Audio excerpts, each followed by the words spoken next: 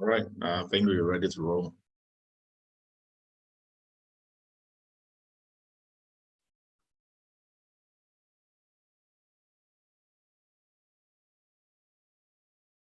Ademora, go ahead. I think you have a question. Yes, thank you. My question is about the income sharing that we got on the email. Okay. So it's about the upfront payment. I was gonna ask if there is a way, is it possible for us to make like installment, maybe 2 installment payments on those upfront payments?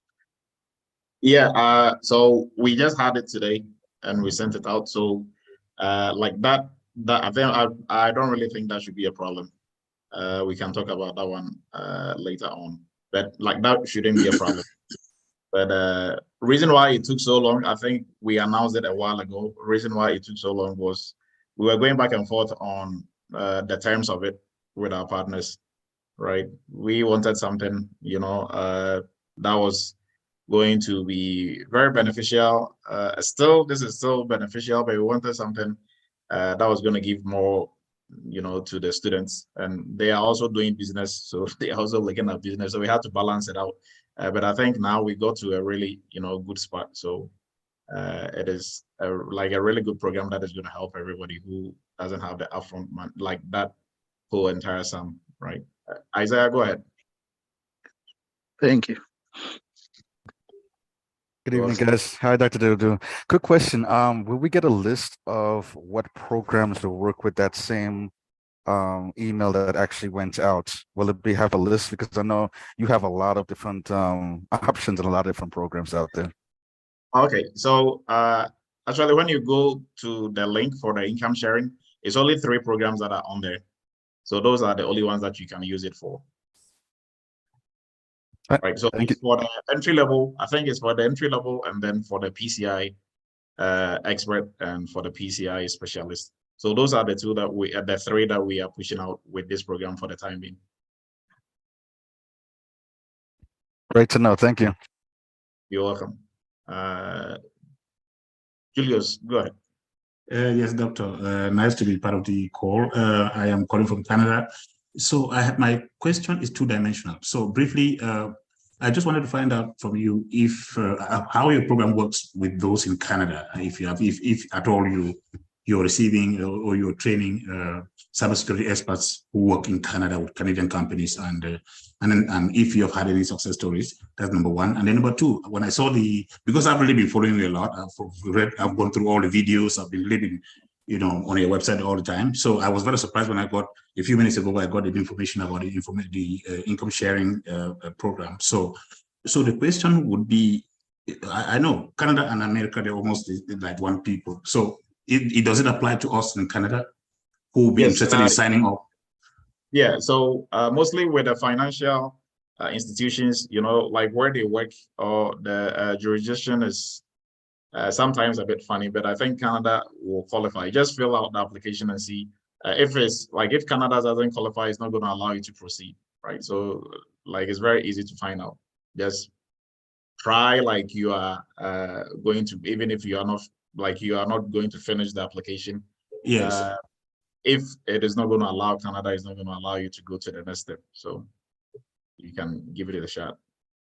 Okay, my first part of the question then. Okay. Yeah, so I was wondering if you have been training people here. Oh, okay. So with Canada, mostly we have Eric. Eric has been repping Canada for a while. I don't think Eric has logged in yet. Yes, but all our training is done remotely. Yes, so, I am. I'm here. Oh, okay. So our training is done remotely. Eric is based in Canada. He took our training. He's coming back for PCI here shortly. But yes, it's very doable. You can take it. Okay. We even have students from Africa. We had 15 or 12 students from ADDI sponsored them. Wow. I think 3 of them got jobs in their home countries, like Malawi, Cameroon. The other one, I don't really remember. I think Namibia. Wow. Yeah. Uganda. Uganda. Thank you.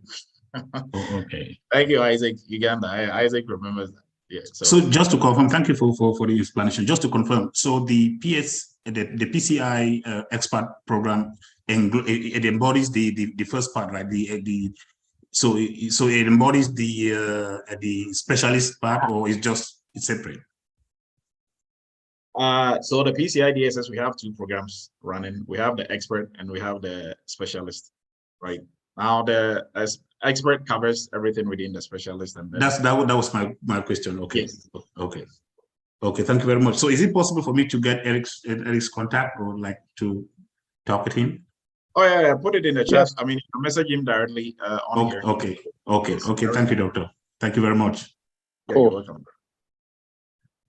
All right, everyone. I appreciate everybody's time. We are starting here shortly. If anybody else has any questions, they can bring it up before we move forward. All right, DJ Black, please go ahead.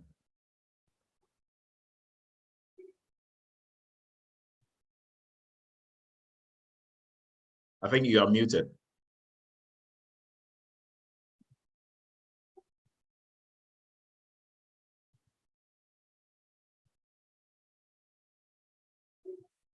Please, you have your name as DJ Black. Your hand is up, but you are muted. Can you hear me now? Yes, I can hear you now. Yes, I'm based in Germany. I'm originally from Cameroon, and I'm interested in. I've already gone through the entry-level introduction, and I just wanted to know if there will be any issues for me attending the training from Germany. No, there wouldn't. We have students from Sweden, I think we have one from Austria, Netherlands. We've had a student from Netherlands, and so like it don't be a problem, frankly. All right, thank you. That was my only question. Okay, thank you. Second hand up is Tijuana, if I got it right. Hi, it's Timana. How are you? Thank you. Tijuana. Oh, okay. So I'm traveling April 17th through May 7th between Morocco and Spain and Portugal. Oh, I'd like to be in your bag. Say it again. Like to be in your bag. It's well overdue. So timeline for the expert, PCI expert, and then timeline for that, and then the sessions with your cohort, is it Saturdays? So for the next cohort, it's going to be on Tuesdays, Tuesdays and Thursdays. Okay, Tuesdays and Thursdays. 7 p.m. Eastern. 7 p.m. Eastern. Okay, I have to do that math. And then what are the dates? Like when is it starting, or Yep. Oh, so I think 18th April is when tentatively is when we'll be starting the new cohort for the PCI. For 18th. Okay, thank you so much. Yes, but before then, once you enroll, you have access to the online version, so you can start studying. And also that also helps if you miss a class, although we're going to have the class recording, but you can always keep up or get ahead of the class even before we meet for the live session. Got it. And then as the cohorts, do we determine the best date for us to meet for our group projects, or is that set? No, that will be for you and your cohort. Okay, got it. Thanks so much. Vin, go ahead.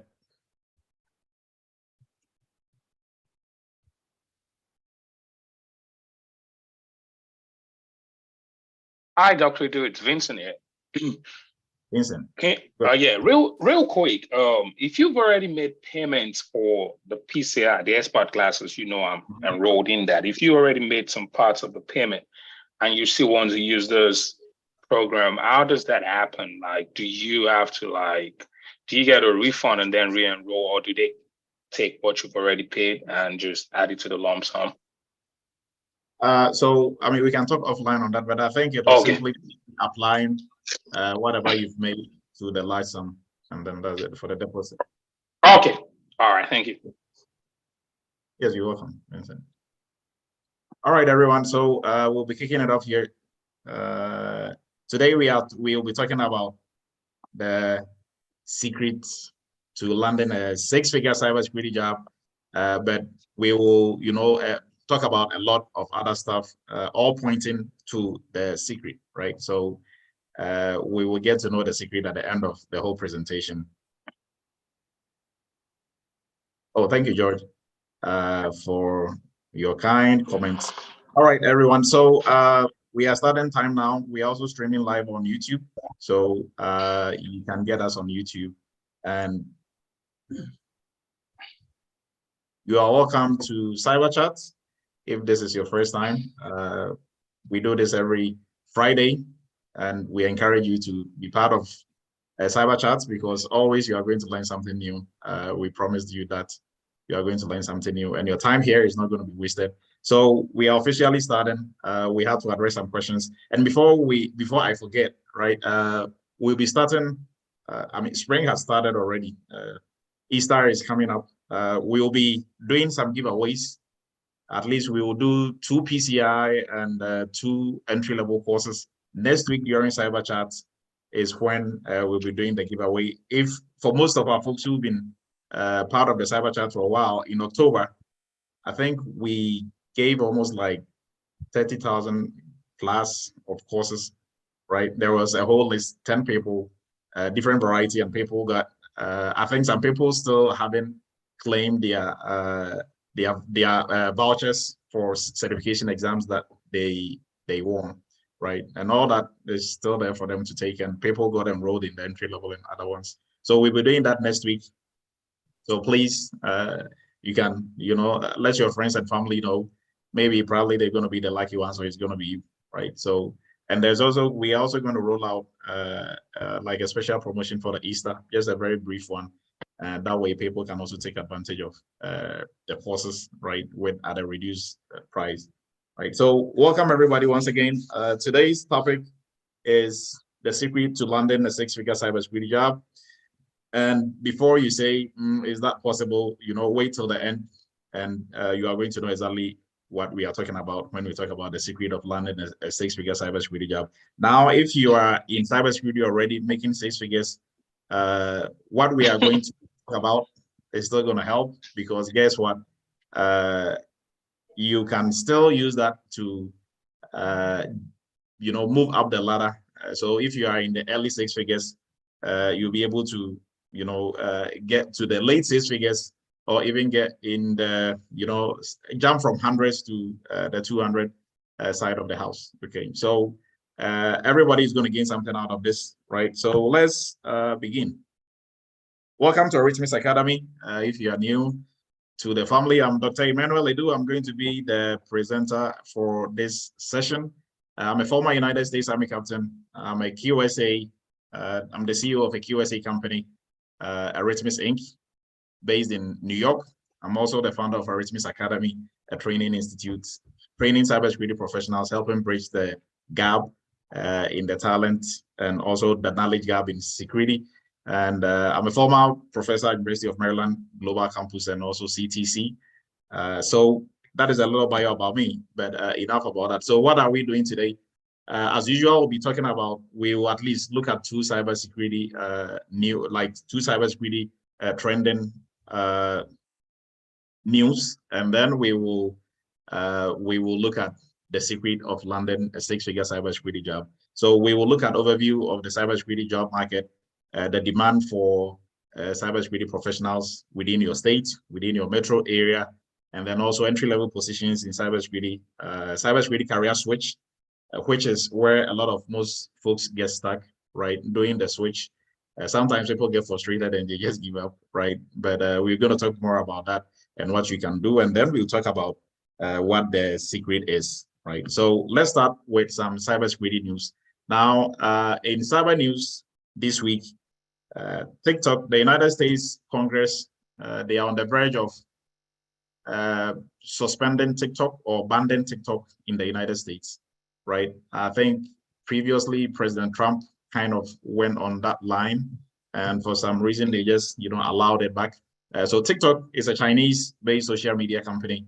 Everybody knows TikTok. Maybe you don't know where exactly it originated from. Now the CEO of TikTok had to come to Congress to answer some questions, right? And they will gladly do so because America is a huge market, and you don't want, if you are an app or like a social media app, you don't want to be banned in the United States, right? So he came to Congress to answer some questions, and the questions bordered on like the main concern for the lawmakers, like the main concerns were predominantly privacy, data privacy, and then also the privacy of like users, and then also children, right? Children are also allowed to use TikTok.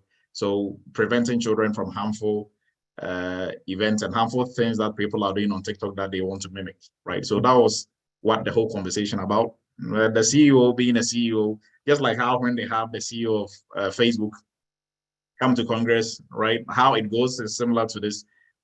He tried to, I mean, he's a CEO, so he'll be coached on how to answer the questions and stuff. So I think if you look at the footage, some of the Congress men and women were a bit frustrated with the questions because they weren't getting what they wanted to get out of him. But now, after the whole, deliberation and discussion, Congress is still pushing to still ban TikTok in the United States. So you see how that goes, right? So you can read more about that. I think it's all over the news, so you'll be able to read more about it. Now, Chat GPT is in the news again, and this time around, guess what happened? I think they are on the right side, on the wrong side of security. So what happened with Chat GPT was that, as you've realized, if you are a user of this app, they've been taking it down. It's like sometimes when you try to go there, it will tell you it is full or like it has reached its capacity because they are still working on it, right? So they will take it out offline and then bring it back online. Now they took it offline on Monday, right? Just this past Monday. And when they did, they realized that for some reason, I think it was like a coding error or something, the information, PII and card holder data information of their customers got exposed, right? So if you are not a paid customer, your credit card and debit card information obviously are not going to get exposed because you don't have to use that when you are using it, when you sign up as a normal user. But if you are a paid user, then your card information might have probably been compromised. So that was Chat GPT in the news for some little bridge. I mean, not little, but some bridge. As a company, an AI company who is doing so well, you don't want to be having such, incidents and issues, right? So that is also in the news. So just to let you know, if you're a paid customer, just be on the lookout. Well, if you are unlucky and maybe probably your card information was part of what was exposed, then you have to be on the lookout probably to see if there are any fraudulent charges or if any malicious actors are trying to use your credit card or debit card anywhere, right? All right, so let's jump into today's topic, the secret of landing a six-figure cybersecurity job. Now, before we jump into it, we have to do some market research, right? Is it even possible to make six figures at the entry level in cybersecurity, or even in cybersecurity in general, right? So with such a question, we don't have to look any further. We just have to go straight to the source.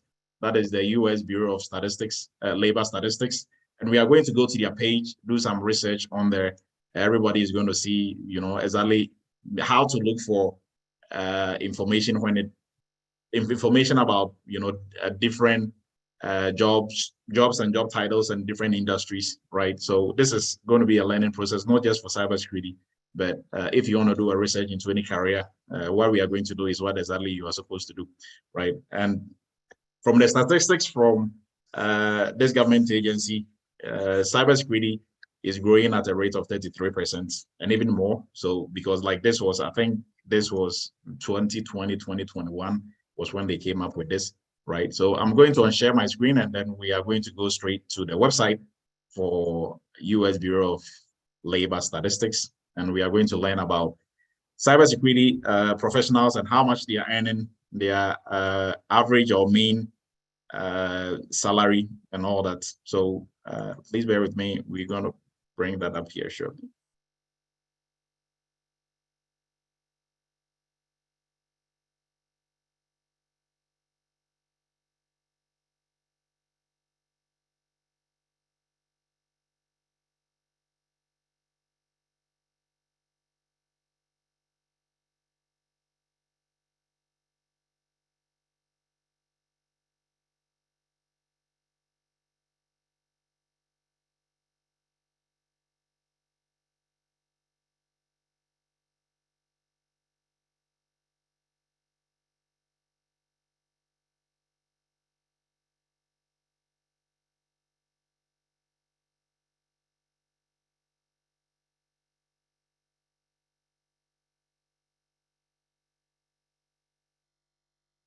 All right, so there we are. This is the site for the US Bureau of Labor Statistics. And when you come in here, you don't have to really do anything special. All you have to do is you can just come in here and type in information security analyst. Now, reason why I'm typing in information security analyst is that when you go through their list of jobs by industry and also by like specifically looking at information security, the only job title that they have here is information security analyst. That doesn't mean information security analyst is the only job title that is out there. That only shows, I mean, they are, from the best of my understanding, they are kind of generalizing all job titles, just making it information security analyst to represent information security analyst or cybersecurity or information security jobs across board, right? So that is the only job title that they have in there, right? So everything else that everybody is doing, all of it, we can, you know, put all of it together in one and make it information security analyst. Now, they have two different publications about the details or the statistics about cybersecurity jobs or information security analyst roles, or let's say just cybersecurity jobs, right? So if you come here, they have what they call the occupational outlook handbook. So they have this for all different industries and different job titles. So it's not only for cybersecurity. So if you have any specific job title in mind, you can go ahead and look that up. And when you come here, you see they do a quick summary. So based on 2021 statistics or survey that they did, the mean pay for information security analyst is 102. Right, that is for 2021. We're in 2023, and I think per hour was 49 per hour. Typical entry level education. So it says here a bachelor's degree. It didn't say bachelor's degree in what, right? So, but also for, you know, industry knowledge, you don't necessarily need a bachelor's degree. It is not going to count against you if you know your stuff. And if you have it, it's not going to count as a plus if you don't know your stuff, right? So what I mean is bachelor's degree, if you have it, is good. If you don't have it, it's okay. But what they are looking for is what you know and what you are bringing to the table, right? So if you have a degree and you don't know your stuff, it's not really going to help. If you have a degree and you know your stuff, then yes, it's going to help. And mostly they will take degrees, mostly business degrees or typical IT degrees, you know, like computer science and the rest. But if you have a degree in anything, you are still okay, right, to land a cybersecurity job. Now, experience is relative in relation to people, like experience that they look for, like the average is less than 5 years, right? Now they need a lot of folks in cybersecurity. So this is generally like entry level 0 to 5 or 4 years is what we are looking at. And the number of job openings at that time, as of 2021, was 163. And this is for, although we are generalizing everything, but for this, around 2021, the job openings for cybersecurity in general was around 500,000 in the United States. So this may be probably predominantly speaking to job titles with information security, right? And Outlook and okay, so how like the growth of the industry is 35%, right? And employment change is 5,600, 56,000. So with employment change, I don't really know if you're talking about career switch and people who change careers and stuff like that. Well, so this is the handbook, right? Let's look at the other sites is the same page on the same website. So this gives the occupational employment and wage statistics. So once we come down here, it gives a really like a good breakdown of currently what the average salary or the mean salary for cybersecurity professionals will look like, right? So here it gives you employment 157,000, wage minimum wage is 54, and the mean annual or the mean salary is 113, right? So if we are talking about six figures, it's not just me trying to make something up or to sell you anything. This is fact, right? If you are taking anything below 100, is on you, right? So if I were you and I saw this, I'm not going to go for anything below 100. Now, you cannot just say you're not going for anything below 100 if you don't know your stuff, right? So caveat to that is you have to know your stuff inside out, right? So, and everything that you need to know, we are going to look at and cover. So just stay tight, stay put. We are, and if you come down here, we have industry profile. So they go through in that by industry, right? Which industries are employing more cybersecurity professionals, right? And how much are they paying them? So if you go down the list, they have computer system design and related services.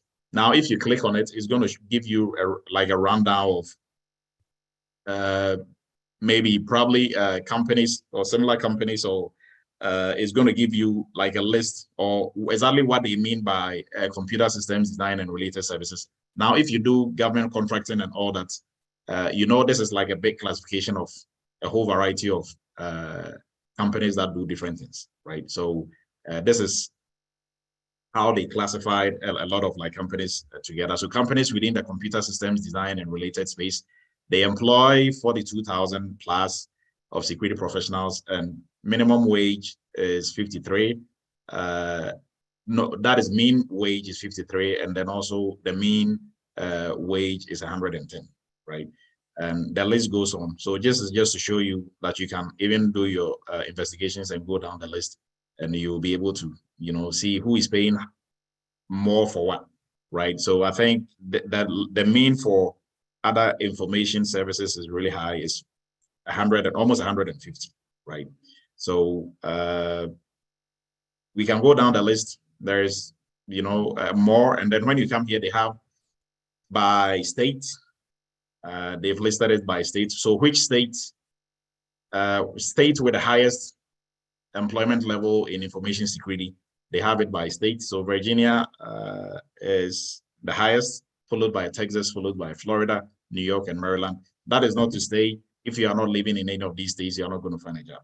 But now most of the jobs are remote anyways, right? So you can find jobs here and still stay wherever you are and work from there, right? If it has to be in person, then oh well, you have to, you know, move to that state. And also by how much they pay, mostly, you know, your salary or like the wage will be based on the cost of living within the area that we are looking at. So obviously New York is the highest. Not saying that, I think it's also a bit costly in Virginia and Maryland.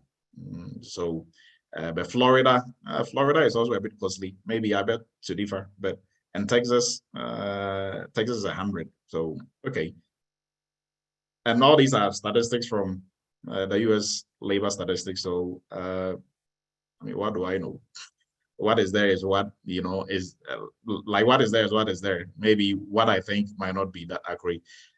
So states with the highest concentration of jobs and location quotient for information security, that also the list predominantly almost like the one that we looked at. I think District of Columbia, with within the DC area, Maryland, DC, District of Columbia, they are in the top 3, obviously. And if you go down the list, so there's different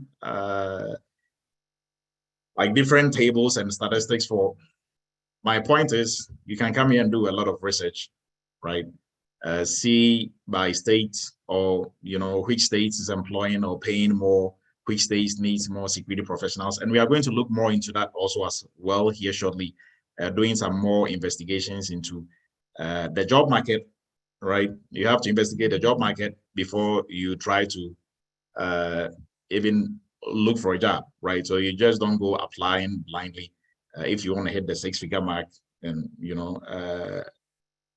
know that where you are going, you'll be able to get that. You have to do some research first, right? So the list goes on. I mean, we can go in all day, but I think you get the point.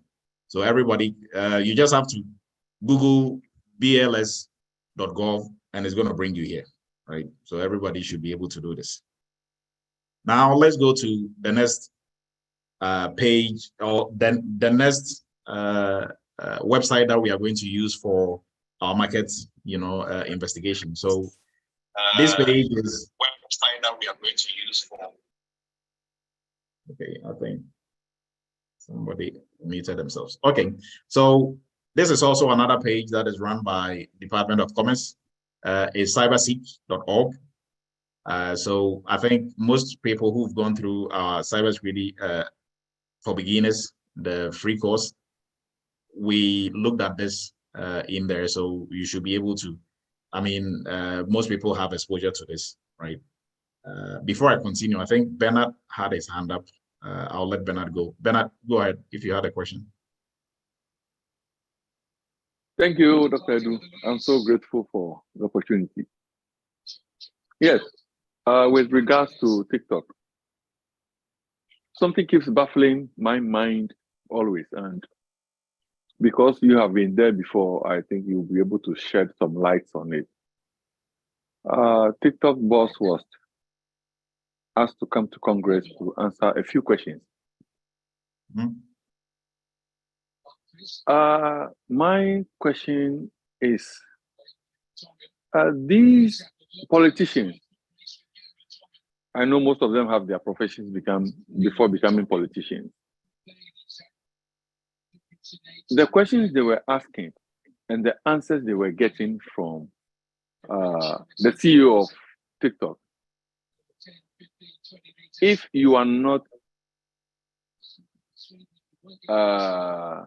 IT security expert, there's no way you're going to understand some of these things, because it was talking about firewalls being put before so that it could filter some of the concerns of these politicians.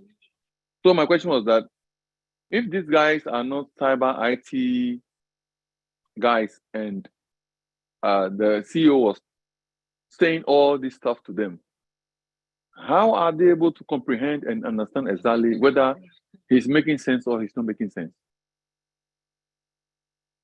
Okay, that's my great question. All right, great question, Bernard. So, like the Congress men and women, they cannot know everything, right? And they have to not just interviewing or having IT folks come and answer questions. They have people from financial side, health side. So what they do, they have 8. So their 8 will, they have like people on their team who will be well vested in security or in IT or in, whichever topic. And they are going to brief them and explain things to them, right? In layman terms for them to be able to understand. And they are the ones who also prepare the questions for them, right? So yes, you see them questions and you can if it were to be me or you, Dr. Edu, there are follow-up questions. Mm-hmm. That when the CEO answers, you will have to ask a follow-up question. Because so you don't, because their aid is still their aid's still set by them, and they write the questions for them and put it in front of them. Oh, okay. Yeah. All right. That was my only concern. Yes. Okay. Thank you. You're welcome. All right. So cybersec.org is our next stop for our market research for cybersecurity jobs. So cybersec.org is a really good tool. It gives us in real time the demand for security professionals. So let's go to the heat map. If you go to their heat map, what it does is it shows you exactly the demand for cybersecurity professionals in real time, right? So we are going to know this number right here is the total cybersecurity job openings in the United States as of today, right? Now, if you go here, we have the map, like the heat map. If you, depending on which states that you are highlighting, it gives you the number of job openings in that state. So for New York, we have 31,000 plus cybersecurity job openings. For Pennsylvania, 24,000. For Maine is 3,000. For Virginia is 60,000. For North Carolina is 23,000. So you can, play around and see for your states, right? And this is in real time, right? They update this. Around 2020, this was about 500,000 cybersecurity job openings. But today, 2023, is almost 800. It's almost 750, right? 750 plus, right? So the demand is only going to go up. You can also narrow this down and bring it to your metro areas, right? So within a state, you can check the different metro areas, right, to see the demand within your state. So if you are, looking for a job, or you want to see how the job market is like for your state, you don't have to look any further. Like, this is the one-stop shop for you. This is in real time. So sometimes this will be better than the one from the Bureau of Labor Statistics, right? Because this is in real time. They update it on a regular basis, right? Now, let's go to career path and look at entry-level roles and their salaries. So it's not me saying you can make 6 figures starting off as a security professional, but everything that, I like to really present you with the facts and have you decide for yourself. So for this setup, which is the career path by Cybersec, this is also updated in real time, right? And they have entry-level roles, they have mid-level roles, they have advanced level roles. So for anybody who is not familiar with entry-level, mid-level, and advanced, in any industry that you go into, right? If you are starting off at the entry level, because your experience is 0 to your experience is between 0 to 5 years or below, 0 to 4.5, 5 years and below, right? For mostly some schools of thought will say entry level between 0 to 3 years or 2 years. Now, if you hit 5-year mark or 4.5, 5-year mark, you are at the mid-level or intermediate level, right? And anything above, 7, 6 years, going to 10 years, 10 years plus, you are advanced level, right? So within the cyberspace, if you are starting off, you'll be starting off here. Sometimes, depending on the job, some jobs are borderline mid-level, although it might be entry-level, but borderline mid-level. So you can start with jobs like that, depending on the skill set that you are bringing on the table, right? So for these entry levels, these are some of the job titles. By no means all of it. These are some of the job titles. So we have security analyst, cybercrime analyst, information, incidents and intrusion analyst, IT auditor. Now, if we point on the circle that is here, it shows us the job openings, and then it also shows us the average salary, right? So for security analysts at the entry level, average salary is 107. For incident analyst, the average is 89,000, right? For IT auditor, the average is 111, right? And I think we didn't look at cybercrime. Cybercrime is 100 flat, right? I think in 2020, about 2021, the average for security analysts was 93 or 91, right? So the number keeps increasing. Now, it also shows you how you'll be able to move from, one entry level into intermediate level role, right? So from security analyst, you can move into, from cybersecurity specialist, you can move into cybersecurity analyst, you can move into cybersecurity consultant, you can move down into pen tester if you want to go that route, right? So it is showing you some of the career paths if you are here, where you can go from there, right? And so now let's look at intermediate level, their salaries as well. So analyst, intermediate level, you are looking at 109. For consultants, 92. For pen tester, 101, right? So some jobs you can start as entry level, but still the job title might be security consultant, right? Mostly don't get hung up on job titles.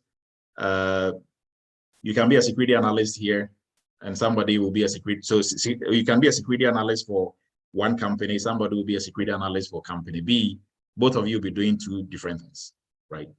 But what you need to have is a solid foundation. That way, if you have a good working knowledge of security, regardless if they switch up job roles on you, you are still going to be good, right?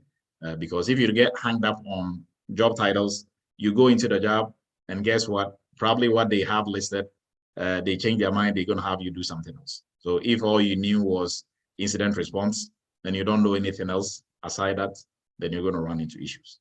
So this is also a very good place for you to do your research into, how much you can be making as a security professional, where you can come from in terms of moving up the ladder. And then also feeder, they have feeder roles. So these roles are other IT roles that from which you can jump into cybersecurity roles. So networking, software development, system engineering, finance, IT support, all these are roles that you can, from which you can branch into. And you can also come from no IT background, zero, and still be able to jump into entry level, right? So we will talk and discuss that more also as we move along. Now, I think they have a new tab in here. I've not seen this. So they have skills and certification. Okay. I think this used to be at the bottom, but any which ways. So they have done what we call mapping in security. This is not mapping frameworks, but mapping certifications and job titles and top skills that you need. So let's just take a look. For some of the certifications on here, these are, let's just go with Security Plus. That's a very common one that almost everybody starting off will have. So with Security Plus, these are some of the job titles that you can have with Security Plus, right? Now, granted, with some of these job titles, you need, additional training to be able, especially an example like pen testing. Just passing your Security Plus wouldn't make you a pen tester, right? You need to have some additional training on that to be able to function as a security. But for security analysts with Security Plus, if you don't just have the certification, but then you have the knowledge and skill to back it up, you'll be able to do most of these jobs. Now, if, everybody should just, if you've not played around with this tool, please do. And with the skills portion also as well, it shows you what type of skills and like what you're going to be doing, the things that you need to be able to function in those job roles. Now, these are not by any means all of it, right? But it's at least a good starting point for you, right? And then when it comes to education providers and all that, you can also find some on here by your state.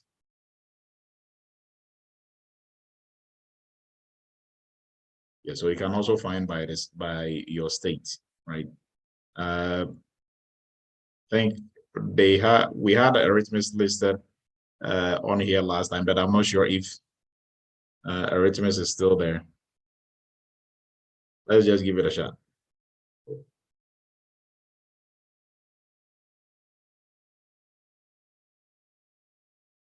Right then, right?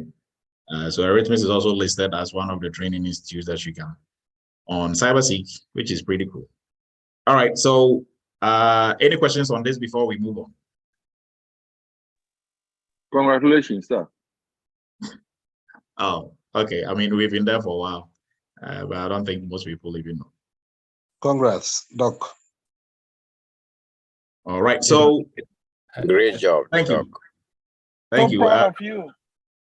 Thank you. Let's continue with the presentation we started with, and then we'll look at now talk more, and then review the secrets. So let me share my screen again.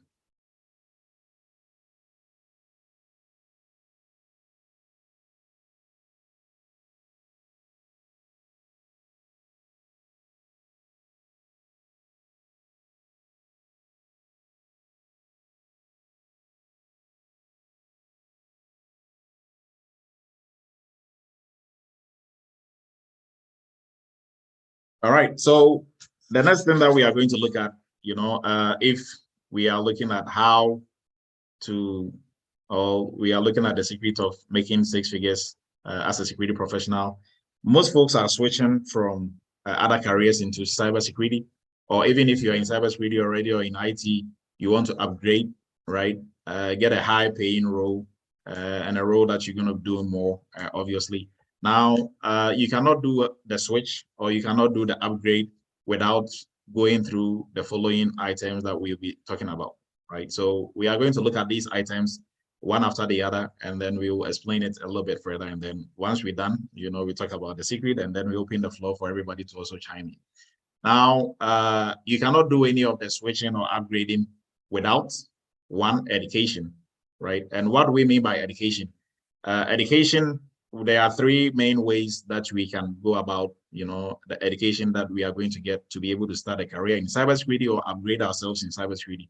So one, we can do self-study, right? We can get the books, get the material, watch some YouTube channel videos, right? Just try to do it on our own, right? And with guidance like the one that I just gave you, with some market research and knowing exactly what you are looking for, you can be successful through that, right? The second one is to go to college, go and do 2-year or 4-year degree, and then after that, you can do the switch.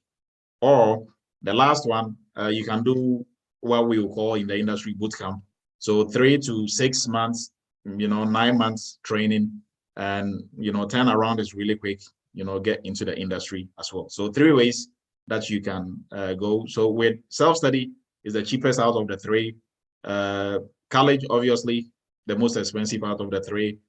Boot camps and training institutes that are not traditional schools, kind of intermediate between, not as costly as your traditional college, and then not as cheap as self-study, right? Now, with all 3, in terms of how easy you'll be able to get into the industry, self-study, if you know what you are doing. So for folks who are already in the security space or who are already in IT, who knows what they are doing, they are very successful when it comes to self-study, to a point. Now, if you are very new to cybersecurity, you are very new to IT, and you want to do self-study, depending on your drive, you can do it. But if you don't take care, you run around in circles for a long time, right? So some things that is going to take you, months to figure out, somebody can easily just tell you if you were in a traditional school or you were doing sort of a bootcamp, right? Now, with traditional schools, colleges, colleges are colleges. If you go there to study cybersecurity, at the end of the day, you're going to get a degree. But then also mostly now, the only issue is that with once you're done, right, mostly unlike boot camps, they don't have that community, or they don't have it where you can reach out to instructors and, if you run into issues on the job, unless of course you have a special relationship with instructors. And then 2, also, if you don't have the money and the time, you don't have 2 years to spare or 4 years to spare to do a career change, then that is not going to be the best option for you. But if you are fairly young, you have to get a degree at a point, or even in the career, like if you are switching and you want to do maybe a master's in cybersecurity, still you can do it. But then, my advice is get into the industry first before you try to go do masters in cybersecurity, right? Now, with the last option, which is the bootcamp sort of training, that is what Eretmis Academy does. That is kind of the fine like the best of both worlds, right? So you are not spending too much time, nor too much money, and there is guidance. You are not trying to figure it out on your own, right? And there's always, a place to fall back on, and you always have like that community, right? So your cohort, you can always reach out, and the networking piece is also really good in those sense, right? So education, those are the three ways that you can go about education. Now with certifications, industry certifications or industry recognized certifications with so let me break that down. Education, once you're done with any school, right? Traditional school, colleges, once you're done, they'll give you a diploma, they'll give you a degree, right? Those degrees are not industry recognized certifications, right? Those are academic certifications. If you go to Eretmis Academy, you go to any other bootcamp, they're going to give you certificate of completion, right? Those are certificates of completion. They are not cybersecurity certifications. So with cybersecurity certifications, you have to sit for an exam, right? Sit for an exam from one of the certification vendors. And certification vendors, we have ISACA, CompTIA, ISE Square. There's a whole list of them, right? So depending on what type of certification you are looking for, mostly everybody studying in security will start with CompTIA Security Plus, right? So industry certifications, they are good if you are able to get them, right? But they are not, if you have it, it doesn't mean they're not going to ask you any questions during interviews. But they are good to have. And reason why I encourage everybody, if you have the chance to take them, is the preparation that you go through in, preparing yourself to sit for it. It is all part of the learning process. You are acquiring knowledge and skill in that process. What I will discourage people from doing when it comes to certifications, your end goal shouldn't be just to chase the certification and pass. If that becomes your goal, then what we run into is people will just get dumb questions or practice tests. They memorize the test questions. They go sit for exam. If they are lucky and most of their questions are on the exams, they pass. Now they've passed, they have security plus, but they don't have the knowledge and skill to back it up. That is the last thing you want to do, right? So what you want to do is to be able to sit for exams and at least know 80 to 90% of the questions that you've been asked, right? And you're able to answer them on your own merits. That boosts your confidence. And then also on the job, if you meet similar scenarios or similar problems, right, then you are very confident in your own ability to do it, right? So you don't want to be paraded.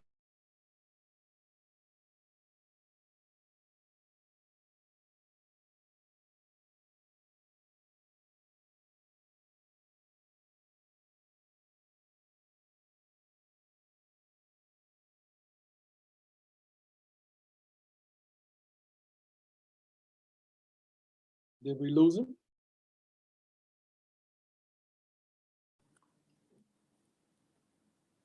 All right, Doc. It looks like he's froze.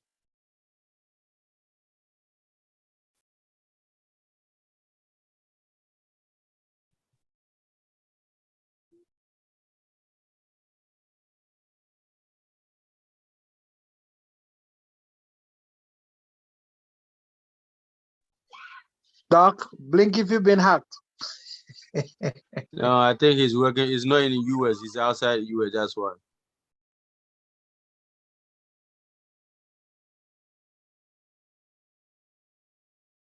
Stay tuned.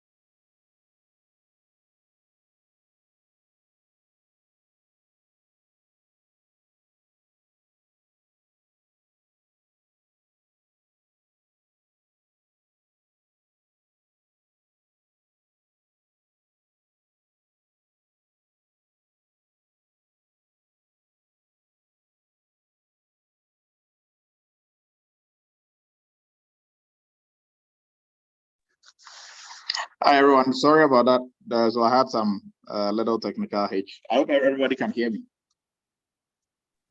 We can hear Yes. you. Yes, we can hear you. Yes. We can hear you. Yeah. All right. Yeah, Yes, so we do. my presentation will be missing for a little bit, but please bear with me. So what I was talking about was the practical. We got to the practical experience side of switching carriers, right? So with You want practical to record? experience, Bro, we have to record. yes. Okay. Thank you.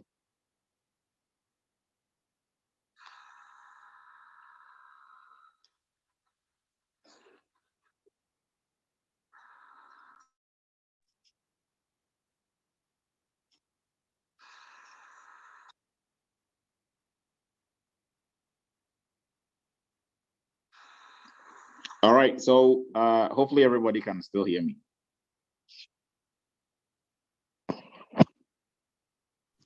Yes. Yes. All right. So with a practical experience, what we look at is mostly if you are doing self-study, it's pretty hard to gain practical experience if you know what you are doing. Like if you don't know what you are doing, right? So with practical experience here, we are not talking about experience, paid experience. So let's say, for example, if you download Nexus, right, and you are using the free version of Nexus to do scans and to do reports, all those will count towards your practical experience, because on the job, if they are using Nexus, you'll be able to use Nexus, right? So any training that will push you on those lines of using some of the tools, doing some of the projects in security, that training is what is really going to help you on the job. An example of how you'll be able to gain practical experience, obviously internships and workshops, like the one that we do at Eretmis. So if you have the practical or you have some practical experience during interviews, that is even going to help you to scale interviews pretty easily, because everybody else who is coming in, probably coming in with just knowledge from maybe probably what they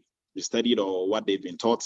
But if you have the practical experience, even when you speak, it shows, right? Because everything that you're saying is something you've done. And that is our philosophy at Eretmis. You have to be able to speak to what you've done, not what you know, right? Speaking to what you've read somewhere is different from speaking to what you've done. It becomes easier, and we are really able to, convince whoever is listening to you, and they are also able to see or get to know that, yes, you sound like you know what you're talking about, and you've actually done this. And if they ask you follow-up questions on, issues in doing like whatever that you did, you'll be able to easily talk about it because you've actually done it. Right now, the next thing that we'll look at in the switch process is networking. Networking is very critical. You have to build, or you have to be part of a group that is going to help you grow. And then also, if there is a job opening somewhere, somebody can also let you know, hey, this is what is going on. And before I even move on from that, right, in the security space, it is really broad, but it's small. So people that you meet in groups or in networking sessions and in programs that you attend, they are the same people that you're going to be meeting around in other areas of security, right? So networking is key. Try to attend as many webinars, as many in-person workshops that you can, right, within your city, within your state. And in so doing, it will amaze you, some of the opportunities that will come your way. And then also you get to learn more about the industry, right? Now, the next thing we will look at is continuous learning. So with continuous learning, you have to stay up to date, whether you are already in the industry working or whether you are trying to get into the industry. So some people, an example of what we talk about when we say continuous learning, you came to Eretmis to, maybe you went through our entry-level course, we are done, you went through the internship, we are done. You are looking for a job. It's almost 2 months. You've not found a job. And you don't even go back to your notes. You don't revise. You are not keeping up to speed with all the things that you went through, right? You are not doing continuous learning, right? So, especially for folks who are not coming from an IT background or cybersecurity background, if you go through the training for the next, 3 to 5 months and you are done, that shouldn't be it. Don't put your tools away and go to sleep on yourself waiting for the job. Because on the job, guess what you're going to need? The tools that you put away. So why don't you keep sharpening your tools whilst you're waiting to land the job? And even when you land the job, don't put your tools away, because chances are you can find yourself in a job where you are just doing one thing, right? Out of everything that you know. You are just using some, just a few set of skills that you know. The rest of it, if you don't use it, you are going to lose it, right? So it's very common for you to be in the security space for 5 years, and after 5 years you are switching jobs, and you go to an interview and you are going to sound like you've never even worked in security, right? Because probably in this job you are just using these two tools, and that is all that you did. You never had any encounter with incident response. You never had any encounter with any other area. You never had an encounter with any compliance, problems, or deal with any framework. And you didn't school yourself on it, or you didn't, stay up to date by taking other courses, by attending webinars and seminars, right? If you do that, then you are going to get rust. Right? So whether you are in or you are trying to get in, best way to stay up to date is continuous learning, right? Now, the next thing that we will look at is develop a specialty. So developing a specialization, we are talking about you focusing on an area in cybersecurity and becoming a subject matter expert in that area, right? So an example, a typical one that probably comes to mind for everybody, PCI DSS, or any other framework that you want to specialize in. But now you cannot specialize in any area if you don't have a good working knowledge in cybersecurity, right? So for you to specialize in an area, it means, you have a foundation upon which you are building to specialize in an area, right? So specializing is also going to help you stand out and also help you reach that 6-figure goal, right? So, and the next thing, or the last but one thing that we are going to talk about is communication and soft skills.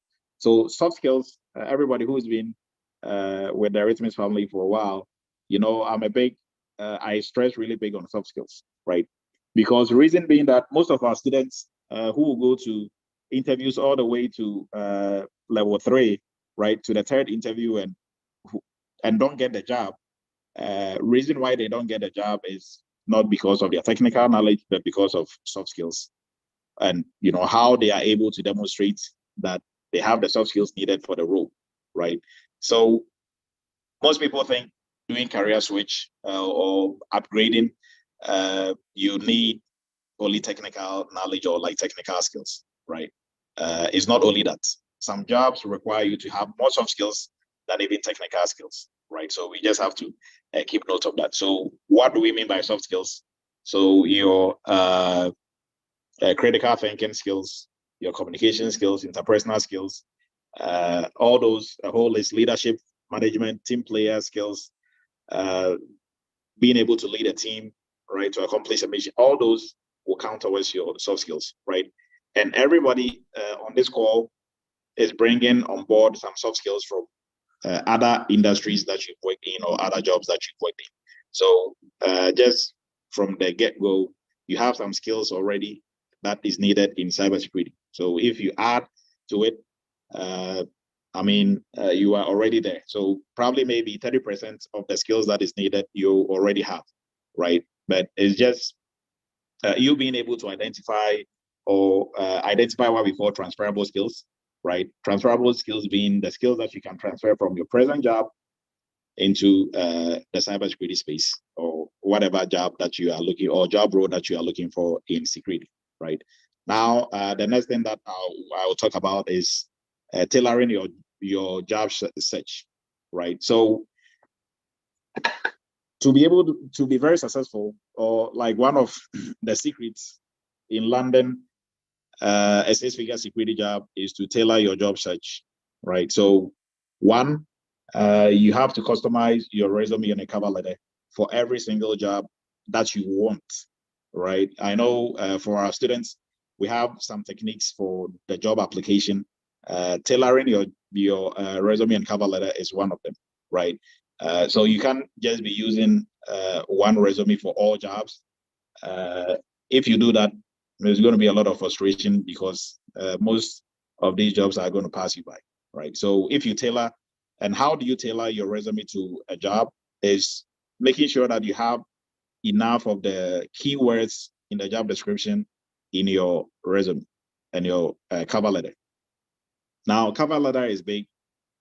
Most people just go around with their resume with no cover letter, but the cover letter is going to let you stand out, and it's also an avenue for you to express yourself and talk more about yourself and your capabilities, because that gives you that space that you are not going to get on your resume, right? Because your resume is, shouldn't be more than your resume on, a very good day shouldn't be more than, I'll say two pages, right? If possible, 1 page, but 1 page is not doable. So at least 2 pages. So there's not enough space for you to be writing other stuff. But then cover letters give you the space to, exhibit and talk about the skill sets that you have, and also the transferable skills you are bringing from any other industry that you're coming from, right? So tailoring your job search is also key. Now, preparing for interviews is what really, I would say will kill a lot of people's dream of switching careers or even doing career upgrade. Interviews can frustrate you. Interviews can really frustrate you. Now, some people do 10, 20, 40 interviews before they are able to make it, right? But the key here is preparation for the interview is the most important, right? You have to prepare. Now, what are some of the things that you can do for the preparation? For the job title, for the job description, making sure that everything on the job description, right, you can speak to it in terms of how to do it, in terms of practicality, not just by definitions and theory, right? Don't go into interviews with a lot of definitions, because nobody really cares about definition. They care about how you'll be able to do what they have on there, right? So that will be part of the preparation, and also practice. Even if you've been in security for a while and the job you're looking for, everything on there is something you can do, you have to practice answering your questions. If you don't, on the day of the interview, that is where you are going to be fumbling, even though you know your stuff, like even though you know the content, or like what they are looking for, and you've been doing it for a while. So an example, just for everybody, not to answer this, but right now, if I ask you, tell me about yourself, it's about you, right? This is not some question that you cannot answer.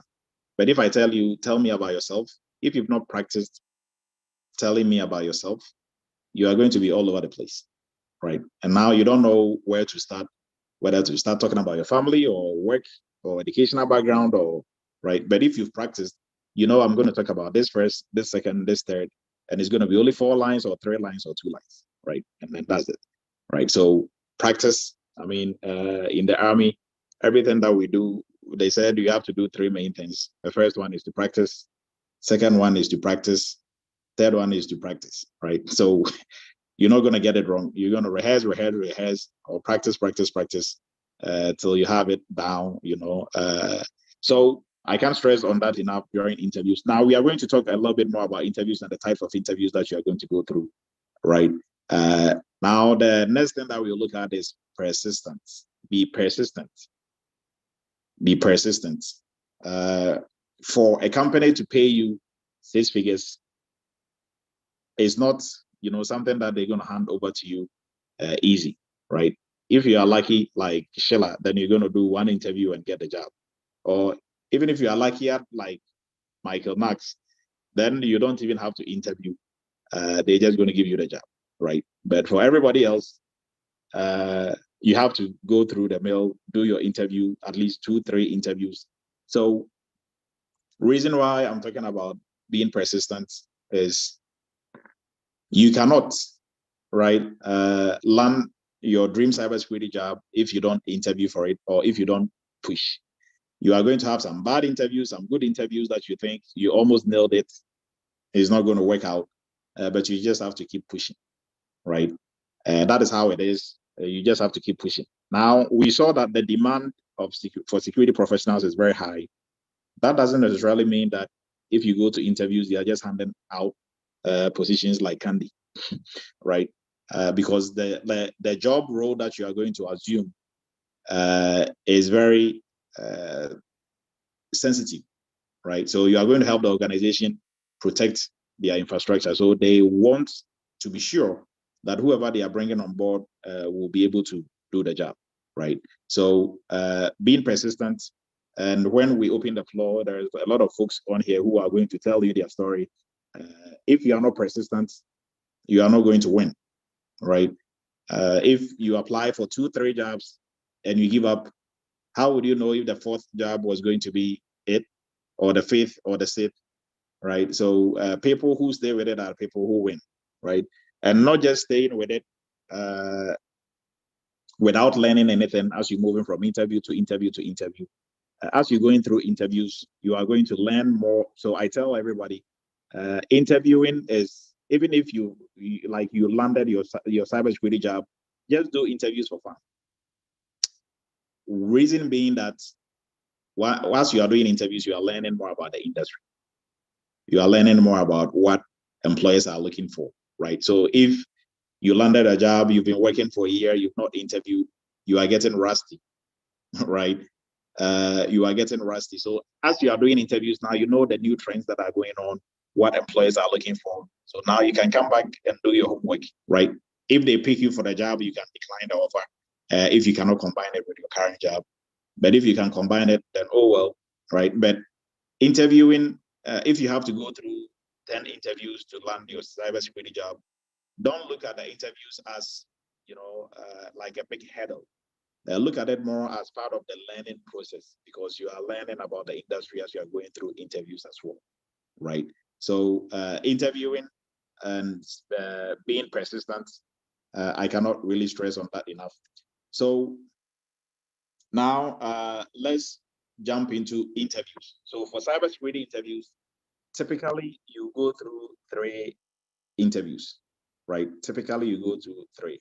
The first one is mostly going to be with the hiring manager.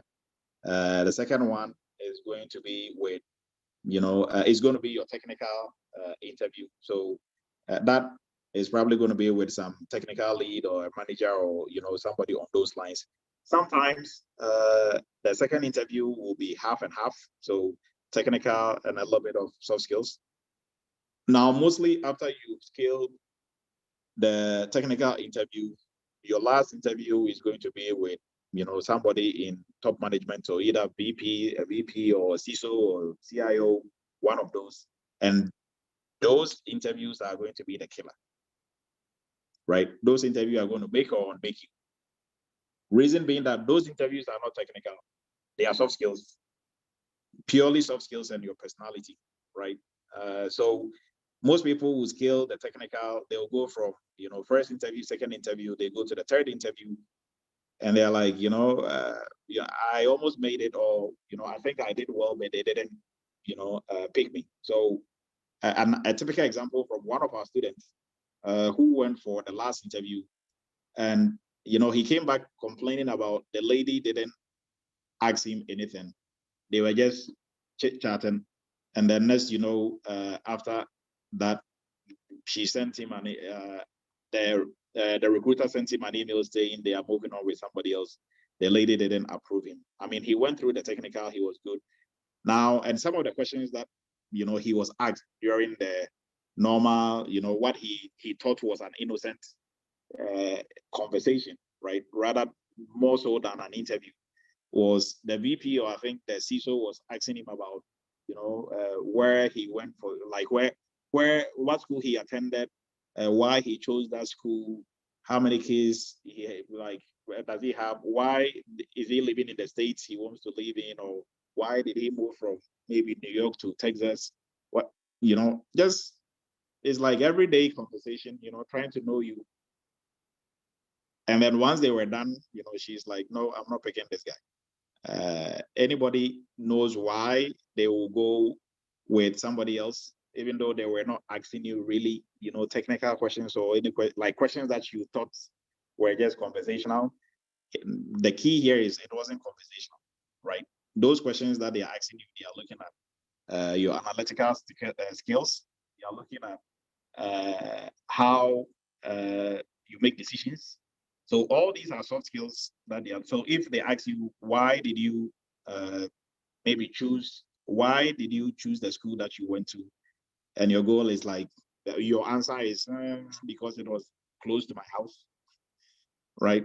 Not much thought went into that choice, obviously. So they will mark that down. Okay, you don't really analyze stuff well. So 2, why did you move from Florida to New York? Because my friend was moving, so I decided to. Right. So you can see how these innocent questions can lead you to, right? But if you know they are not innocent questions, they are soft skills, then you are going to be well prepared for it. And even though the main goal for you moving to New York was to follow your friend, you are not going to say that in the interview, right?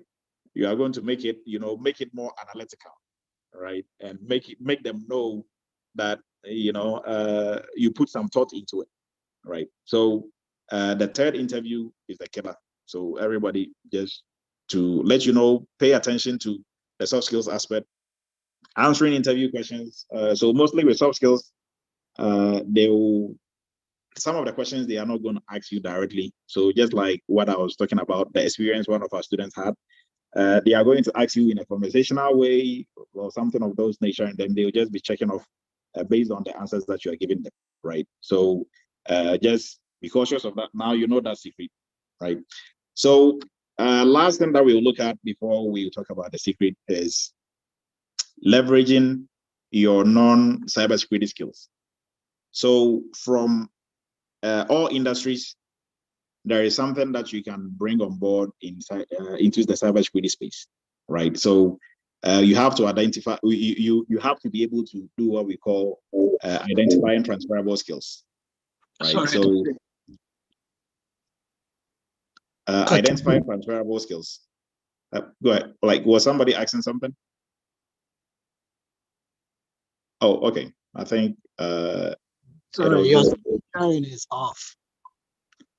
say that again.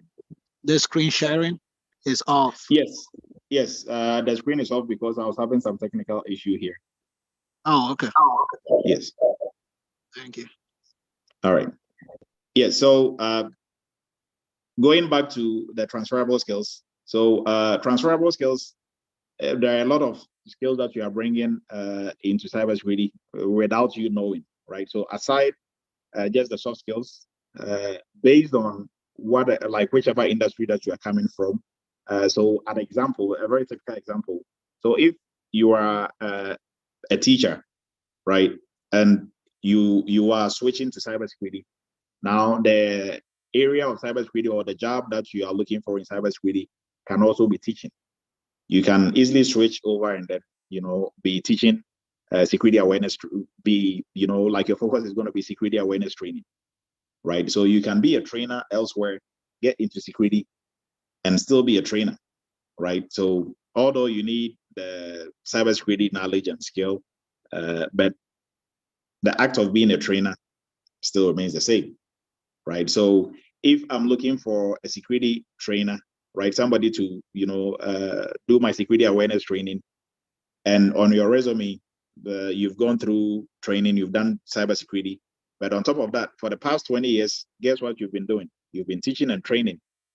You stand a better chance than somebody who just, maybe probably was a software engineer and they switched to become cybersecurity, analyst, and now they are looking for that same gig that you are looking for, right? Because now your teaching and training background carries a lot of weight, and that is going to help you on this side, right? So you have to be able to leverage whatever skill set that you have coming into security, right? And that will help you to really cut down on the time. And then also there's not going to be much of an uphill battle. So an example, if you are moving from, let's say, maybe training, still using like the teaching and training, if you are coming from that and you want to move into an area of cybersecurity, which is going to require, different, totally new skill sets, it's going to take you a while to be able to, master those skill sets to be able to confidently work anywhere, right? So we normally, for us at Eretmis, mostly we'll, talk to you and see what you are bringing to the table and then point you in the right direction. But overall, regardless of whichever area you want to go into security, you have to have a good working knowledge of, all major areas in security to be successful, right? So now let's get to the secret. What is the secret in landing your your dream six-figure cybersecurity job? Now the secret is one, and the secret is know the security industry, right? Knowing the security industry is everything that we just looked at, all of it to this point. So if you know the industry, you know what employers are looking for, you know what type of training you have to go through, you know what skill sets, applies to what job that you are looking for, right? You are networking on the side. So the secret is knowing the industry. Now, six-figure jobs, you are not just going to chance on them and be lucky and just chance on them. Everybody in cybersecurity who is who has a six-figure cybersecurity job, they work for it. So the secret is knowing the cybersecurity industry. So knowing it well enough, you don't have to be an expert, and you cannot know everything, especially starting off. But everything that we've talked about, when you put all of that together, that is what we will equate to know the industry, right? So if you know the industry, you've done your research. When you go for job interviews and they ask you, how much are you looking for this role, right? You are not going to be scared when you are naming your price because you know the national average. So you can, gladly say, okay, this is what I'm looking for. And then also knowing the industry for the job that you're applying for, you also have to do your research and see what is the range they are looking to pay, right? So don't go into a job that is willing to pay 130 max, like that is the maximum they can pay, and you're asking for 250, right? Such jobs, I mean, even if they like you, they cannot give it to you, right? And then also, if you don't do your research on those angles, you go and like their minimum or like their maximum is 100, and you're asking for 130.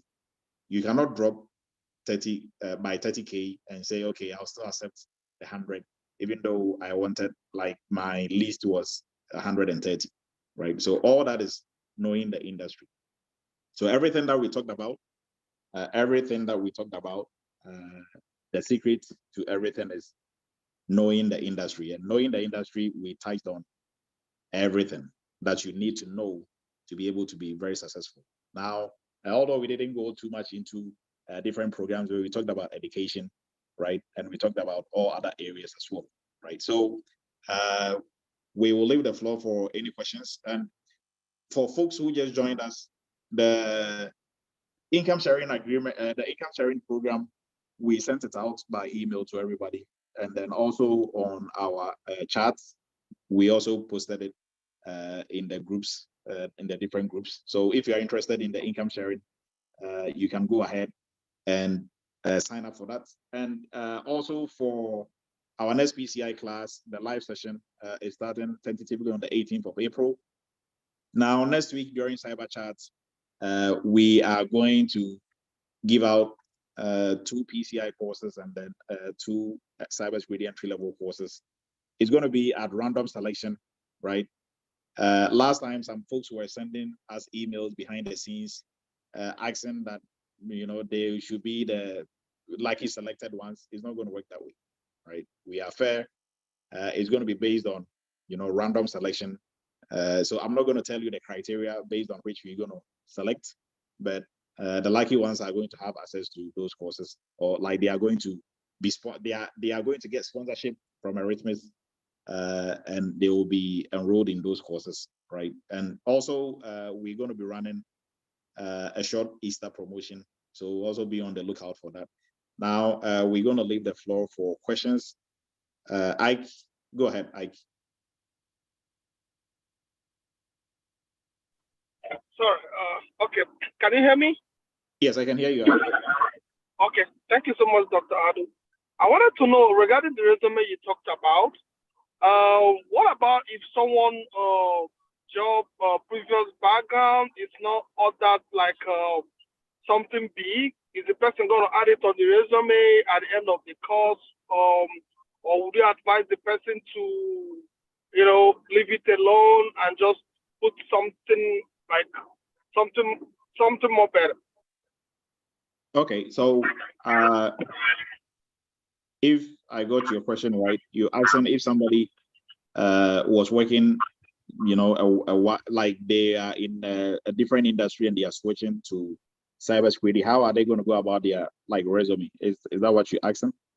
Yes, like if the person was not in a kind of professional job previously, and now you want a resume to get this six-figure job, how are you going to go about it? What do you mean by professional job? Yeah, like an example, someone was doing like a very small paying job of maybe $14, $15, not like a career job like that. Are you gonna put it in the resume, or you're not gonna put it? So that will be on individual basis, right? So for us, for our students, we have a template. So first, like we used to do it individually, we still do, but mostly once you are done, we'll help you. You are going to use a template to make your resume and send it to us, and then we will look at it and talk to you and maybe do some changes to it based on what you've done and the skill sets that you are bringing to the table. So like that is not a really, like it's not general. We look at it based on individual basis, right? Because whatever job that you are doing that you think is not a career job, maybe there are some skill sets that we can, bring that like we can highlight that is going to make you look good for that job. Okay, thank you. Yes, you're welcome. Okay. Nafi, go ahead. Yes, I'm headed for the broken story. Can you hear me, Dr. Adu? Yes. So I have a quick question. For the scholarship, you said you're giving away some scholarship. And what do we like? Is for everybody, like, or is for like, what do we need to do to apply for the scholarship? No, so you don't have to apply. Next week, just like this, when we do cyber chats, okay. People who show up for the cyber chats, we are just going to pick at random. So it's kind of like a lottery. You'll pick at random. If you are the lucky, like if you are selected, then you'll be awarded one of the scholarships. Okay. All right. Thanks. Yes, you're welcome. Sorry, Dr. Du, can you say that again about how people can, get lucky or get enrolled on the program, PCI? Oh, so Nafi was asking about the scholarship, if you have to apply for it. And I was saying next week like this. So today we had 120 or 130 people. I think we are dropping down. So we are going to pick, right? Randomly, we are going to pick people in cyber chats and give them the scholarships. So you don't have to apply, right? So I was saying, if you are lucky and you are picked, just like what we did in October, then, we will give you that scholarships, but you don't have to do anything. You just have to show up to cyber chat next week. Oh, wow. Just, okay. Thank you. Okay, you're welcome. Eliku, go ahead.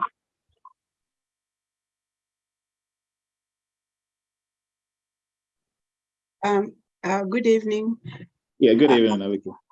Yeah, so my question was just a follow-up to the one who asked about career change. So I think I'm one of those who are trying to change from one aspect of IT into PCI DSS. And I have found it a little bit challenging to have my resume be like, how can I say, like to be uniform. So it's like I have all these DBA and QA and WebLogic, and then suddenly cybersecurity. So I feel like it's a little hard, it's a little choppy. And how can we make it like flow? Okay, so for Eliku, you are in the PCI class. For our students, we work with you on that, right, to make it very seamless. So there shouldn't be an issue. But for everybody else, what I would say is you've done way more than you have on your resume. So resume, that is why you have to tailor resume, right? So if you used to be a pilot and then you switch to be a nurse, and then you switch to be a helicopter mechanic, and now you're a cybersecurity professional, you're not going to put all of it on there, right? And go into details of exactly what you did in all these roles. But if we are looking at, transferable skills, there are a lot of transferable skills that you can pick from all of these roles and, put it all on there to make you to show that you have the skill set that we need for the role that you are applying for now, right? So depending on what role you are applying for, we will go through what you've done and, pick the ones that will apply in terms of transferable skills. And then the ones that wouldn't apply, we don't necessarily have to talk about it, right? And then just another follow-up. How there are different forms of resumes, and I was playing with maybe using a functional resume versus a chronological resume to present as a cybersecurity job applicant. Could you speak to that? Yeah, so I will still just go back to it. So for your resume, we are going to make that for you. So you don't have to, all you have to do is give us what you have, and we are going to turn around and make one for you. So you don't have to worry about that. Okay, thank you. Yes. Okay, so it's going to be Phoebe and then Abu and DJ. Hello, thank you, Yes. Doc. My question is, when you were talking, you said something about going to workshops in other places.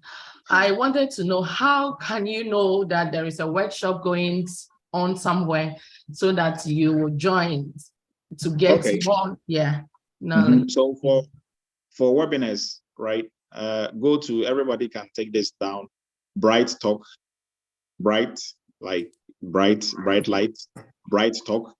They host a lot of webinars, and they host some good cybersecurity webinars on there as well, right? They have like an hour, 2 hours. They have like a whole list. So Bright Talk is one place that you can get a lot of these webinars, right? And then Eretmis Cyber Chat is where you also get some good info.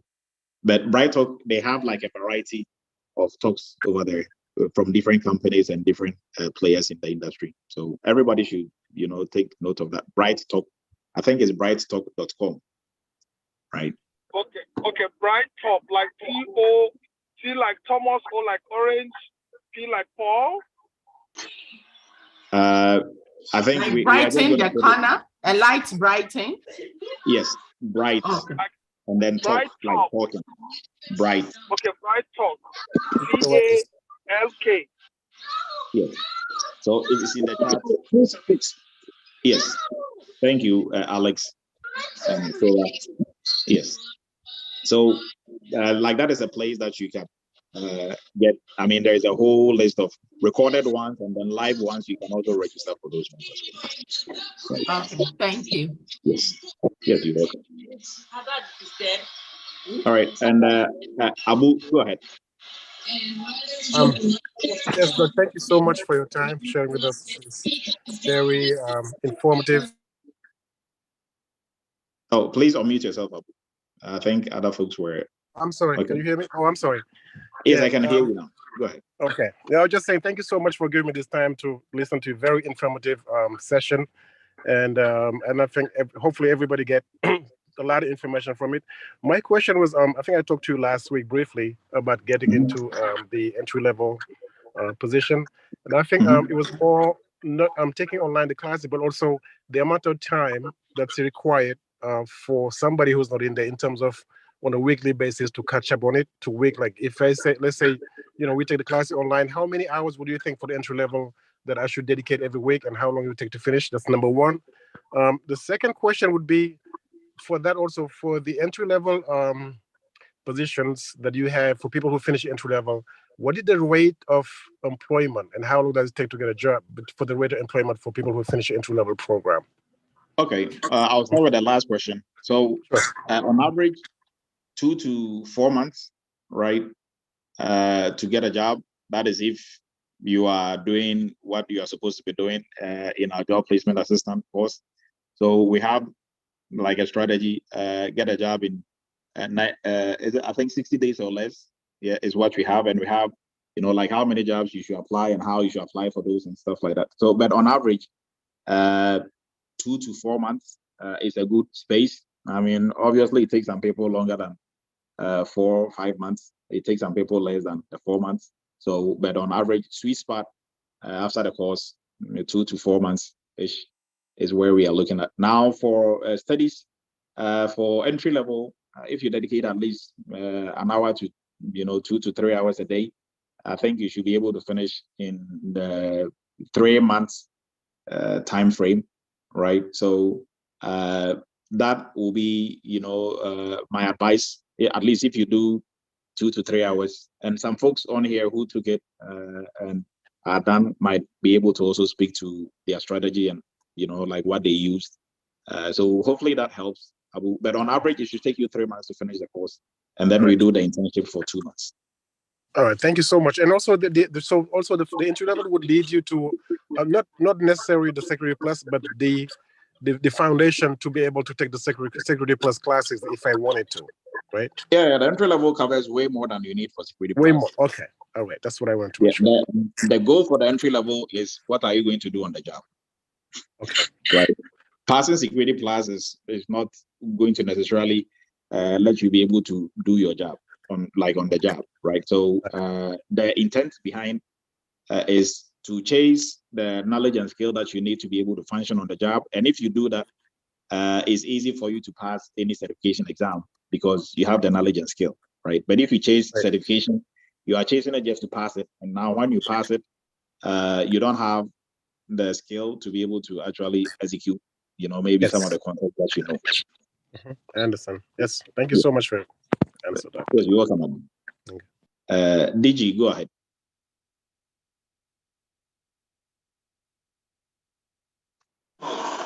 Can you guys hear me?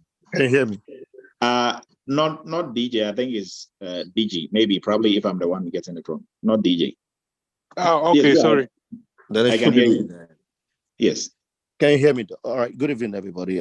Thanks, Doc, for the fantastic work you're doing.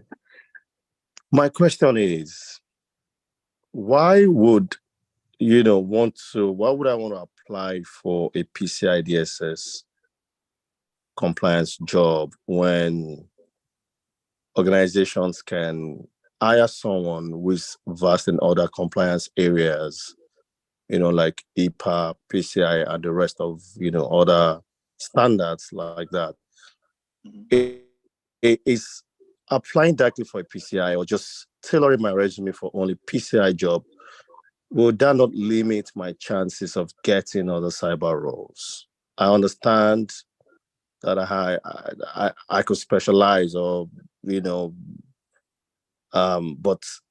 trying to get the first job in cybersecurity is not just better to generalize and open yourself up to more options? Thank you. Yeah, so PCI is not necessarily for you to break into the industry, right? So mostly for our PCI classes, we advise that if you don't have any security or IT background, you go through the entry level first, get a job, and then you can cycle around and come back and do PCI, right? So to speak to your point, mostly with no IT background, no cybersecurity background, or if you've not, so no IT background, no cybersecurity background, specifically referring to people who've not done any sort of cybersecurity or IT training or anything of that sort. They are just coming from maybe accounting. They just want to jump into cybersecurity. Now, for those folks, it is not good for you to say, I'm going to specialize in anything. So, I just want to get into PCI because it's not technical, or get into HIPAA, or get into RMF because it's the easy way into it. It is not, because those are specialized areas that you need to have a good foundation in security before you'll be able to really understand and be effective in those areas, right? But if you want to break into the industry, like you just rightly said, you should be able to, if you get a good foundation, you should be able to apply for any entry-level role, right? Without limiting yourself to, one area or the other. So that is why mostly for folks who will just go do RMF with no background, trying to get into RMF and then try to get a job, they run into a lot of issues. Because one, RMF applies only to the government side, and two, the corporate side don't really care about RMF. And when you go to the corporate side, now you run into a lot of things that you have no clue what they are talking about over there, right? So it is good for you to, if you are starting off, to have a good foundation and to be able to work in any role. For us, with our entry level, the only role that you wouldn't be able to function in is pen tester or ethical hacker or penetration tester, right? So, but for everything else on the blue side, yes, of course, you should be able to, do it with what we've given you, right? So yes, you are right, Deji, on that one. Thank you. Yes, you're welcome. Adrian and then Vincent. Thank you. And sorry, I think I lost connection. I thought you were the one who had lost it, but I realized it was me. So I could sound repetitive. I also went offline. Oh, okay.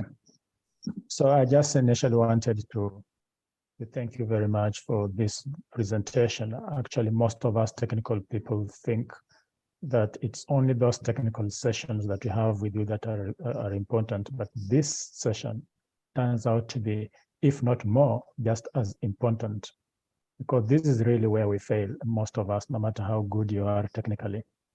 And this really brings things together. So I like that you have made this presentation, because you've touched many areas where we could be weak and areas that could really help us.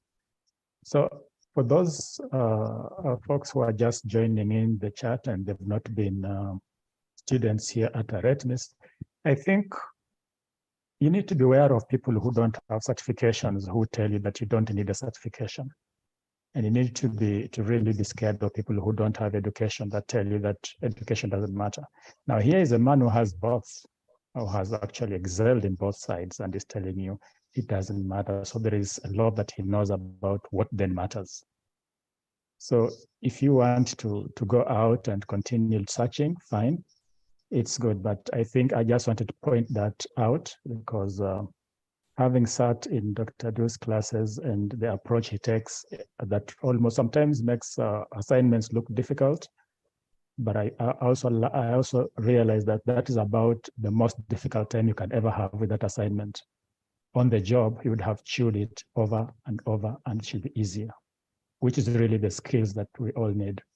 So thank you, Dr. Du. I think I like the presentation as usual. Thank you. Thank you, Adrian. Vincent.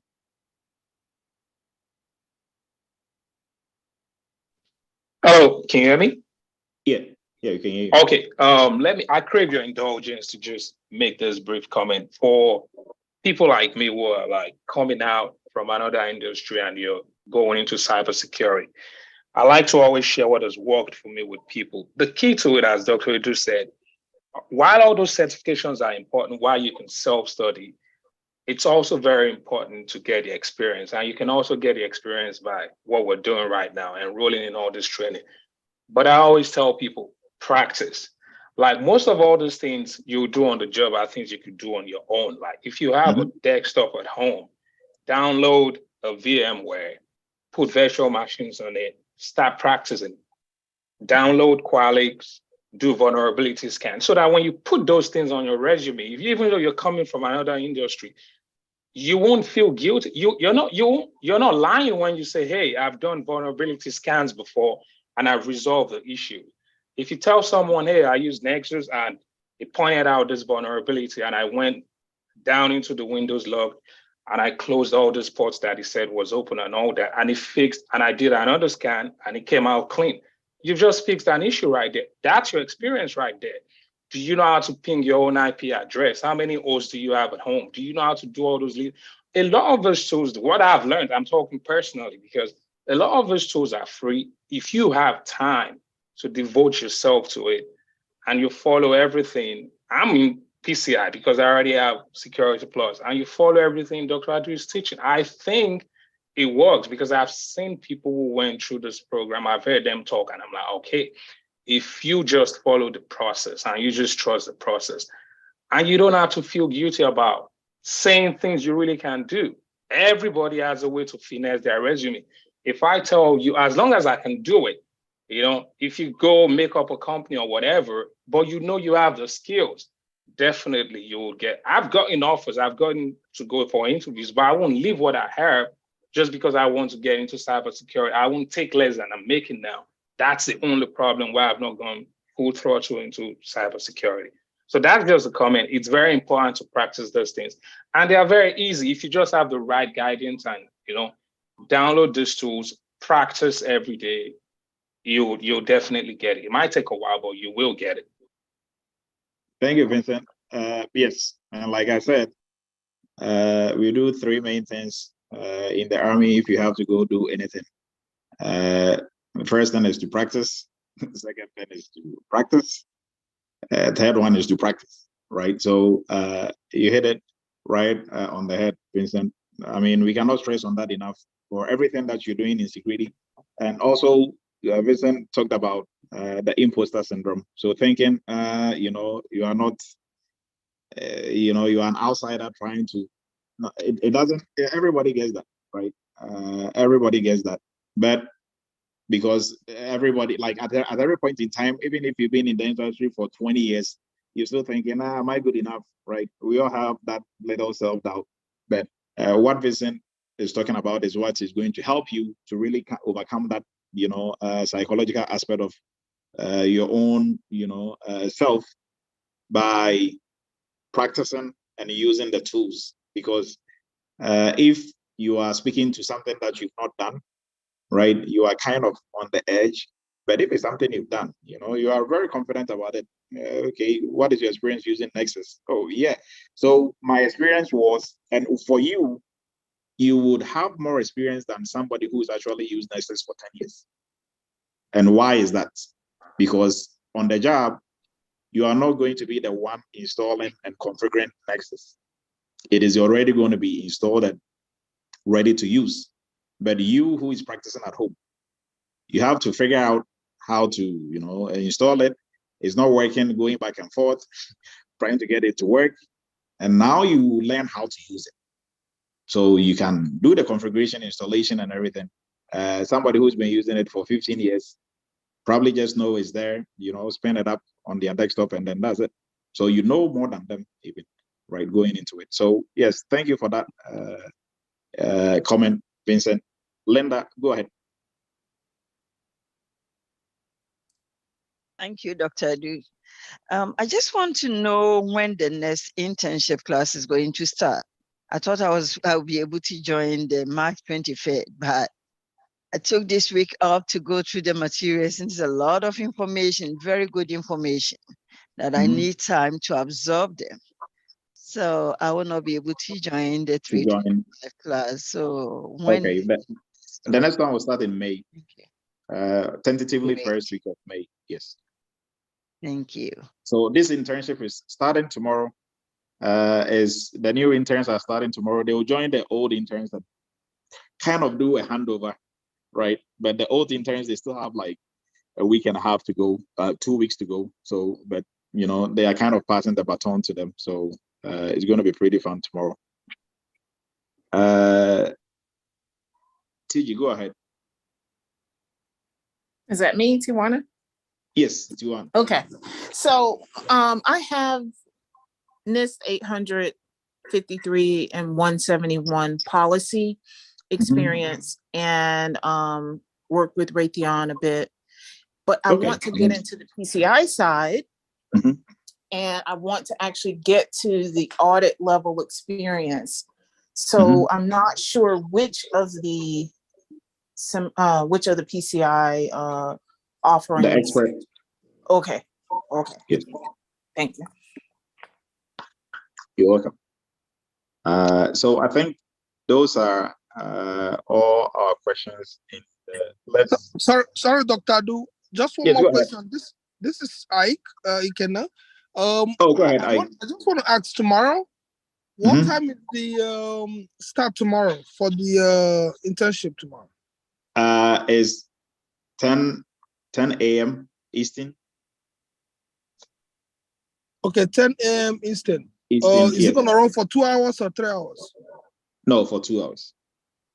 For 2 hours, that's 10 to 12. Yeah, 10 to 12 noon Eastern. Okay, thank you. Yes, you're welcome. A quick question, Doctor. Yes, go ahead, George. Yes, so I just wanted to find out, is the internship for the security part or the PCI DSS? Or if it's... No, so like this internship is for the cybersecurity entry-level course folks and other folks who are taking it as a workshop. For PCI, you are following a different path. When you get to your internship, we will do your internship. Okay, got it. Okay. Yes. So you are not missing anything. Like we are not, doing something that you are not aware of. So. Okay. Thank you. Okay. Dr. Adu. Go ahead, Ike. Yeah, just one more thing. So Linda just said something like materials she been going through. Is there like materials someone need to access to be studying? Because I didn't have no material yet. Oh, okay. So all that was posted on the Google Classroom site. So just shoot us an email on the site, and we will send you the link. If I think it was sent out already, but if you didn't get it, then we are going to send it out again. Okay, thank you. All right. Okay, I think there is this is DJ. Yes, go ahead, DJ. Yes. First of all, I want to thank you very much for such an informative presentation. Secondly, I want to apologize for my name because I just jumped in like that because I okay, that's fine. And I came in in a hurry. But my name is Emmanuel Asson. I live in Germany. Okay, I already work in security, but not cyber security. Okay. It's my elder sister who lives in Virginia, who told me about the course, and I'm really excited to get into it because I have other skills. I've never really worked in IT or anyway, but I I kind of have many hobbies that have things to do with like software issues you're talking about, and a couple of things that I've heard. Next thing, when for us who might not be lucky enough to get sponsored next week, when does the next course start for entry-level PCI DSS? So the entry level is not the PCI. The entry level you can start at any time, right? PCI you can also start at any time, but the live sessions starts every month and a half. So the next live session is going to start in April, tentatively April 18 for PCI. But for you, I know you are talking about entry level. For the entry level, you can start at any time. Okay. Yes. All right. Thank you. I think that'll do it for now. All right, thank you. So we're going through the charts real quick. I think everything in here was for Describe the entry-level curriculum and cost. Okay, so entry-level curriculum and cost, that can be posted in the on the website. If you go to the website, I mean, like the curriculum is there, right? If you go to the website, yes, go ahead. Yeah, go ahead, George. I just want to thank you for changing my life. That's all I want to say. I'm always following even though we're about to finish the internship. I'm just so grateful for everything. And I want to encourage everybody to do it. Like I said, like you said, it's possible to do it. I was a nurse and now I'm in cybersecurity. So it's doable. And I want to encourage everybody that they should put their time, energy, and money into it. It's not easy, but it's very doable and it will change your life. Thank you. Thank you very much, George. So I think in the chat, we folks takes every entry. Okay, yeah. So for Samuel, the entry-level course covers job placement and resume and all that. Job placement assistant, resume, and for it also covers the internship.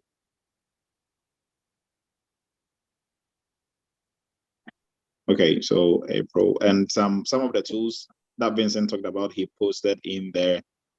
Yes, Deji was also talking about try hack me. So for folks who might be interested in ethical hacking, that is a good starting place. Try hack me is a good starting place. And for someone was asking about the entry-level course curriculum on our website. If you go there and you select the entry-level course, at the bottom of it you see the curriculum. So everything, you can even preview some of the lessons on there as well. Yes, so I think that is all the questions that we had. And okay, so George was from the last. So I appreciate everybody's time. This is Eretmis Cyber Chat. We do this every Friday night, 7 p.m. Eastern, and we thank you for supporting Eretmis. Next week we will be giving out some sponsorship for 4 courses. So it will be 2 in the PCI side and then 1 with the PCI with the cybersecurity entry-level course. So show up. Maybe you're going to be the lucky one to win it. And for folks who if you win it and you're already in the course, then if you probably you want to do like a follow-up or you want some other course, then we are going to still give you the chance to enroll in other courses with that, right? So we appreciate everybody's time. Have a great weekend. For our interns, tomorrow we are meeting 10 a.m. Eastern. All that information will still be pushed out to everybody. And for folks who join a bit late, our income sharing agreement program is out. We sent out the information, so you can go ahead and enroll in that if you're interested. You can also share with family and friends who might be interested, and also spread the word. On Friday nights, your family and friends and people that you think will need this information will be able to join us. So we appreciate everybody's time. Have a great weekend, and we will meet again next week, God willing, on Friday night for another cyber chat. Thank you.